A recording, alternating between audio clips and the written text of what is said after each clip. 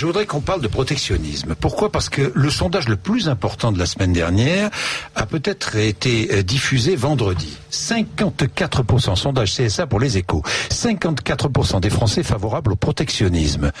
Et ce sont les électeurs de droite qui y sont le plus favorables. Je crois qu'aujourd'hui... Est-ce qu'il faut modifier notre politique et instiller une dose de protectionnisme dans notre politique ? Je crois que c'est une fausse piste que de penser fermer les frontières. C'est une fausse piste parce que, tout simplement... Mais vos électeurs vous le demandent, Valérie Pécresse. Monsieur Bourdin, mais moi je dialogue. Oui, les hommes politiques dialoguent. Ils ne sont pas là pour suivre les électeurs. Ils sont là pour parler avec eux et pour proposer des choses qu'ils croient justes et qu'ils croient bonnes. Alors non au protectionnisme. Monsieur Bourdin, nous sommes le 5e pays le plus exportateur au monde.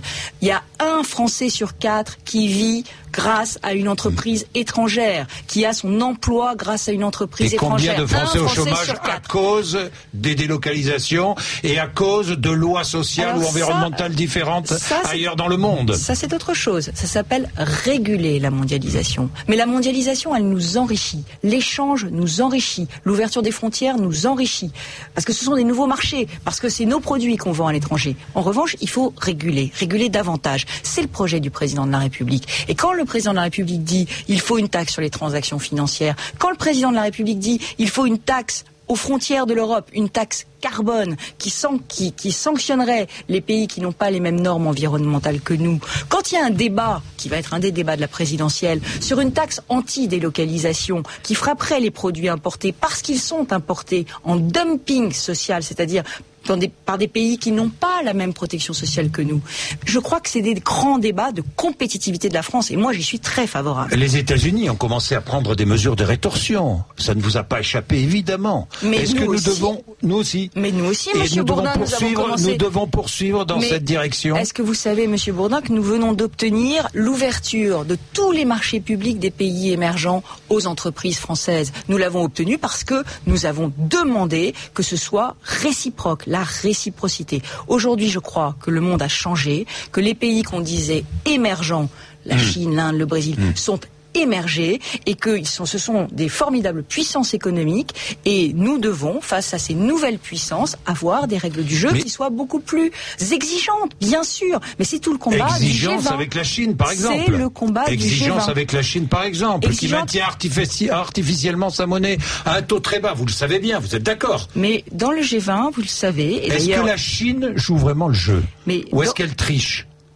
Je ne crois pas qu'on puisse parler comme ça d'un État souverain. Je crois qu'il faut dire... Est-ce que la Chine maintient artificiellement sa monnaie à un taux très bas ? Monsieur Bourdin, je pense qu'aujourd'hui, sur le G20, nous avons un enjeu majeur de dialogue avec la Chine. Je vous réponds.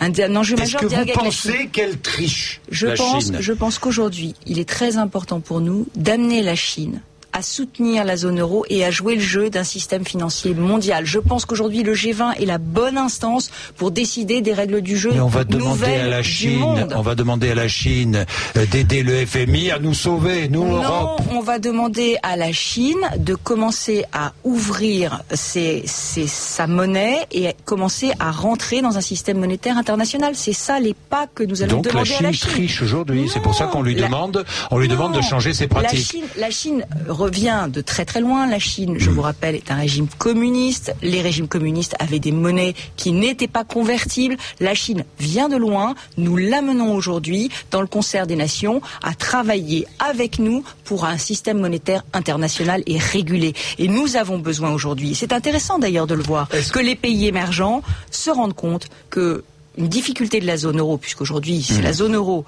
qui est en difficulté. On parlait des banques là. Oui, mais le surendettement de la zone euro, c'est un problème qui ne concerne pas seulement l'Europe, c'est aussi un problème pour l'Amérique, c'est aussi un problème pour les pays émergents. Et ça montre la vision juste du président de la République, qui a été de dire c'est le G20 que je présiderai en novembre qui va déterminer les nouvelles règles du jeu d'un monde qui change.